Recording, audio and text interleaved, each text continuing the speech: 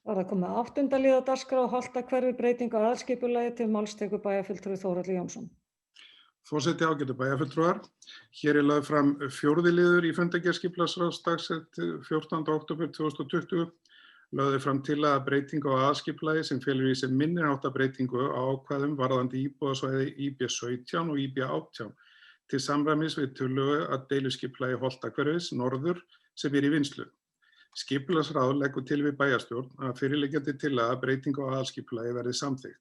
Að mati ráðsins er breytingin óveruleg, samanber 2. málsgrein 36. greinar skipulagslaga númer 123/2010, þar sem hún hefur hvorki verulega breytingar á landnotkun í för með sér, né líklegt til að hafa mikil áhrif á einstaka aðila eða áhrif á stórt svæði.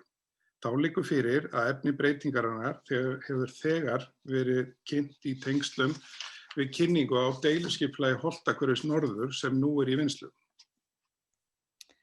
Þá er bæjarfulltrúi Þórhallur Jónsson lokið máli sínu, orðið er laust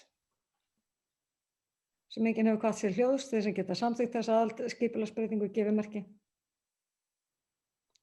Það eru 11